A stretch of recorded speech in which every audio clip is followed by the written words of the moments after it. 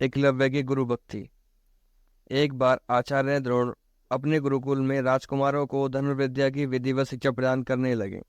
उन राजकुमारों में अर्जुन के अत्यंत प्रतिभावान तथा गुरुभक्त होने के कारण वे द्रोणाचार्य के प्रिय शिष्य थे। द्रोणाचार्य का अपने पुत्र अश्वत्थामा पर भी विशेष अनुराग था, इसलिए धनुर्विद्या में वे सभी राजकुमारों में सबसे आगे थे।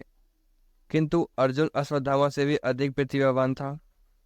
एक रात्रि को गुरु के आश्रम में जब सभी शिष्य भोजन कर रहे थे, तभी अचानक हवा के झोंके से दिया बुझ गया और अर्जुन ने देखा अंधकार हो जाने पर भी भोजन के कौर हाथ को मुंह तक ले जाता है।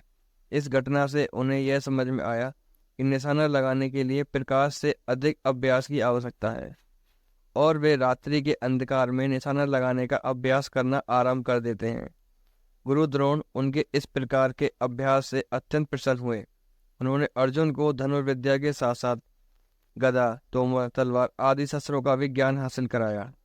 उन्हीं दिनों हिरण्यधनु नामक निषाद का एक पुत्र एकलव्य भी धनुर्विद्या सीखने के उद्देश्य से द्रोणाचार्य के आश्रम में आया, किंतु निम्न वर्ण का होने के कारण द्रोणाचार्य ने उसे अपना शिष्य बनाना स्वीकार नहीं किया। निराश होकर एकलव्य वन में चला गया। उसने द्रोणाचार्य की एक मूर्ति बनाई और उस मूर्ति को गुरु मानकर धनुर्विद्या का स्वयं अभ्यास करने लगा। एकाग्रचित्त से साधना करते हुए अल्पकाल में ही वह धनुर्विद्या में अत्यंत निपुण हो गया। एक दिन सारे राजकुमार गुरु द्रोण के साथ आखेट के लिए उसी वन में गए जहाँ एकलव्य का आश्रम बना हुआ था। एकलव्य वहां धनुर्विद्या का अभ्यास कर रहा था। राजकुमारों का कुत्ता भटक कर एकलव्य के आश्रम में जा पहुंचा। एकलव्य को देखकर वह भौंकने लगा और बार बार भौंकने लगा। इससे क्रोधित होकर एकलव्य ने उस कुत्ते पर अपने बाण चलाया और उसका मुंह बाणों से बंद कर दिया। एकलव्य ने इस कौशल से बाण चलाए कि कुत्ते को किसी प्रकार की चोट नहीं लगी, किंतु बाणों से बंद जाने के कारण उसका भौंकना बंद हो गया।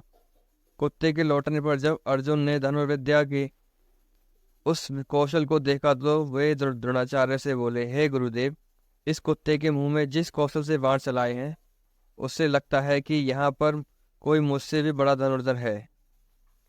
अपने सभी शिष्यों को लेकर द्रोणाचार्य एकलव्य के पास पहुंचे और पूछे, हे वत्स, क्या ये बाण तुम ही ने चलाए हैं? एकलव्य के स्वीकार करने पर उन्होंने पुनः प्रश्न किया, तुम्हें धनुर्विद्या की शिक्षा देने वाले कौन है? एकलव्य ने उत्तर दिया, गुरुदेव आप। मैंने तो आपको ही अपना गुरु स्वीकार करके ही धनुर्विद्या सीखी है। इतना कहकर उसने द्रोणाचार्य की उनकी मूर्ति के समक्ष ले जाकर खड़ा कर दिया। द्रोणाचार्य नहीं चाहते थे कि अर्जुन से बड़ा धनुर्धारी बन पाए। वे एकलव्य से बोले, यदि मैं तुम्हारा गुरु हूँ तो तुम्हें मुझे गुरु दक्षिणा देनी होगी। एकलव्य बोला, गुरुदेव, गुरु दक्षिणा के रूप में आप जो भी मांगेंगे मैं देने के लिए तैयार हूँ। इस पर द्रोणाचार्य ने एकलव्य से गुरु दक्षिणा के रूप में उसके दाहिने हाथ की अंगूठे की मांग की। एकलव्य ने सहर्ष अपना अंगूठा दे दिया। इसी प्रकार एकलव्य अपने हाथ से धनुष चलाने में असमर्थ हो गया तो अपने पैरों से धनुष चलाने का अभ्यास करना प्रारंभ कर दिया। अगर आपको ये वीडियो अच्छी लगी तो कृपया करके वीडियो को लाइक करके चैनल को सब्सक्राइब कर दें।